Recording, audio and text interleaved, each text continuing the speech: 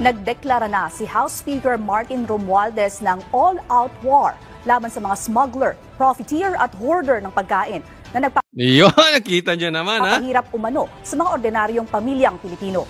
Ayon sa House Leader, nananatiling prioridad ng... Teka muna. Kalma. Ha? All-out war. Ha? Sa mga smuggler. Smuggler. Di ba? Lalo-lalo na sa bigas, sa mga pagkain. Naalala nyo, itong tandem nila. Ano sinabi nito? Hindi ko na lang maalala sino nagsabi ng English, sino nagsabi ng Tagalog. Pero pareha sila magpinsan sinabi yan. Ano sabi nung isa? Your days are numbered, sabi niya sa mga smuggler. Yung isa naman sabi, bilang na ang araw ninyo, sabi sa smuggler. Silang dalawa. Hindi ko lang maalala which is which. Sino yung Tagalog, English. Pero pareha sila nagsabi. Huli kayo na nagsisinungaling kayo. Ngayon, ipinapangako nyo na naman. Sinasabi nyo na naman. Nung sinabi nyo, bilang na araw ninyo. Bilang na araw? Buwan na nakalipas. Mag-iisang taon na nga ata. May nahuli kayo mga smugglers. May nakasuhan ba? Sige nga, ilabas ninyo mga nakasuhan. May mga nagkukwento pa nga, ha? Tanong ko sa inyo, totoo ba ito? May mga nagkukwento. Yung mga nahuhuli nyo, huli-huli, pang TV lang. Meron nagsabi sa akin, kakilala ko ano sabi niya? Dito sa lugar namin, dito yung mga bigas-bigas na ni-raid. Hindi daw lahat nire-raid ninyo. Namimili lang kayo ng nire-raid. Di ano yun? Pinapatay nyo lang yung competition. Kung may Pastor Kibuloy Marcoleta tandem, merong budol tandem, kayo magkapatid. Wag na natin palahabain Yun na lang. Yung bilang na araw ninyo. Until now, sinasabi nyo may nahuli. Kanina lang sa balita may nahuli kayo. Na smuggler. Ba't hindi nyo ipamigay? Gaya nung ginawa ni Marcos, ni BBM, yung presidente nyo. Pinamigay yung isda. Eto, ba't hindi nyo ipamigay? Ibebentan ninyo? Kukuhanin ninyo? Nagtatanong lang. Bakit yung bigas na 3 buwan na? Saka pinamigay? Pinagtagal muna? Ano to? Pagtatagalin nyo muna? Saan napunta yung mga nahuli nyong bigas dati? May nabalita ba? O ano yun? Ginawa nyong pang-ayuda, nilagyan nyo yung pangalan? Nagtatanong lang po. Bakit ilan lang daw yung nire-raid nyo dyan? Hindi lahat nire-raid. Asa na yung sinasabi nyo bilang na araw ninyo? May kaso ba sila? Bakit tuloy-tuloy ang smuggling? Dapat sa port pa lang yan, nahaharang na Bakit sa warehouse nyo nahuhuli? Ibig sabihin, nakalusot na. Tama o tama-tama. Kung bagat sa droga, dapat sa port pa lang, huli na. Sa airport pa lang, huli na. Bakit nahuhuli nyo sa mga tao? Di nalulusutan kayo. Ano yung nangyari doon sa drug hole ni Marcos? Hanggang ngayon, hindi na lumabas yung driver. Biggest drug hole, walang balita. Record-breaking drug hole, walang balita. Wala yung driver. Walang bodyguard. Nahuli lang sa checkpoint. Pambihira. Ang daming butas. Sige, pakisagot lang. Totoo ba yun? Namimili kayo ng i-raid. Pagka hindi nyo kaibigan, hindi nyo re-raidin? Pagkaibigan nyo, hindi nyo re-raidin? Tanong lang. Saan napunta yung mga bigas na na-raid nyo?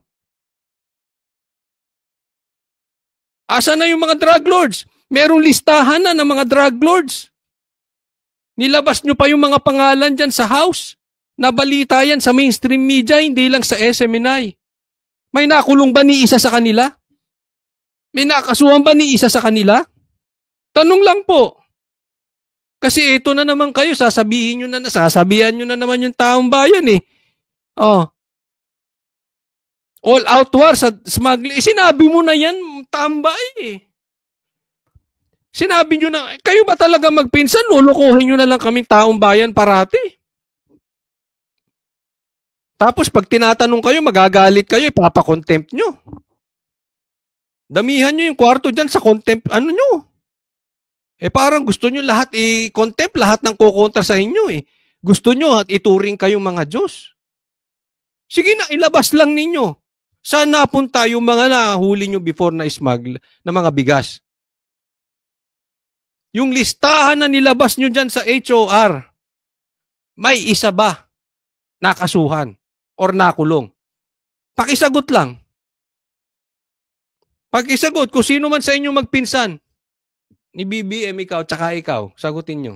Kamara ang pagbibigay proteksyon sa mga Pilipino kaya't isa sa mga tinututukan nila ay ang presyo ng bigas. Sabi ni Speaker Romualdez na sa susunod na taon, palalawigin pa nila ang mga isyong tumatalakay sa murang pagkain sa ilalim ng kanilang... Niloloko nyo taong bayan eh. Dati nyo na sinasabi yan eh. Nahuhuli nyo yung smuggling. Hanggang ngayon, mataas pa rin ang bigas.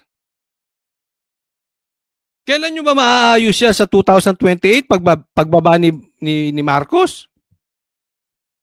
Wala, wag nyo naman sana kaming gawing tanga. Paulit-ulit yung sinasabi nyo, walang nangyayari eh. Hindi ba katulad nung si PRRD nagsalita? May listahan siya oh. Ito yung mga alam naming adik. Sumuko na kayo bago pa kayo matokhang. Ilang libo sumuko, di ba? Alam mo kung sino nagsasalita? Resulta. Kayo din, kayong tandem, kayong magpinsan, BBM, Tamba, tandem. Ang nagsisalita sa inyo, resulta. Tingnan nyo presyo. Ang layo sa 20 pesos eh. Dami nyong nahuli, wala namang nangyayari. Totoo lang. Naniniwala.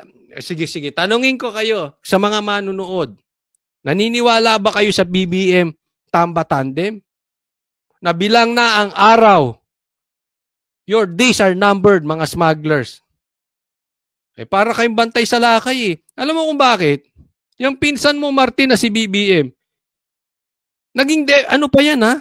Agriculture Secretary. May nangyari ba? No secretary ba siya bumaba presyo ng bigas? Hindi. Yung sibuyas nga, naging 100 pataas eh. Ang presyo.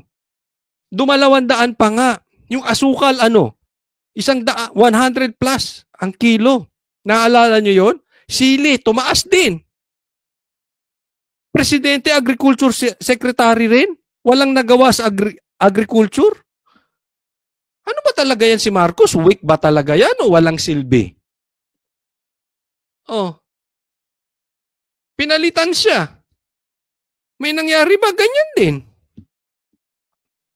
Kayo magsabi, yan ba hindi lantarang panloloko sa taong bayan? Alam mo kaya itong pagsali-salita nitong si Tamba? Nahuhuli sa kanya, sinungaling siya eh. Sa'yo mismo galing, Martin. Sinungaling ka. Kasi sinabi nyo na yan dati. Wala namang nangyari, inuulit mo pa ngayon. Diba?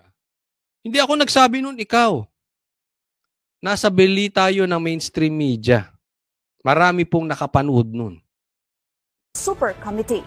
Isasama rin sa pag-uusapan ng presyo ng iba pang basic commodities. Ibaba natin ang presyo ng bigas at basic food commodities. Yun po talaga ang hangarin na... Yan ang hangarin mo, ibaba ang presyo. Paano pag hindi bumaba? Pwede kang tawaging sinungaling Martin? Sinungaling Tamba? Hindi alam nyo kung bakit po ganito. Kasi sawang-sawa na po Ang dami ko pong nare-receive na messages. Sawang-sawa ng tao sa kakapangako ninyo. 2022 pa kayong nakaupo, hanggang ngayon mataas pa rin ang presyo. Tapos mangangako kayo, sisikapin yung ibaba. Sisikapin ni Marcos ibaba ng 20 pesos. Ilang taon gusto nyo? Pagpatay na yung mga kabayo, saka nyo isi-serve yung damo? Talagang ginagawa nyo kaming tanga. Pero mas tanga kayo kung akala nyo naloloko nyo kami. Diba? Hindi nyo na kayo maloloko. Puro kayo pangako eh. Paano kayo may matatapos sa trabaho nyo? Sino inaasikaso nyo? Kakafocus nyo sa Duterte. Di ba? Ay ayaw nga nyo magpa-drug test eh. Kasimple nun eh. Natakot kayo sa drug test. ating Quinta-Com, no?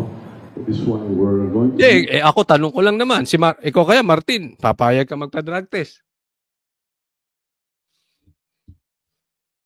Si BBM, papayag ba pa-drug test? forward.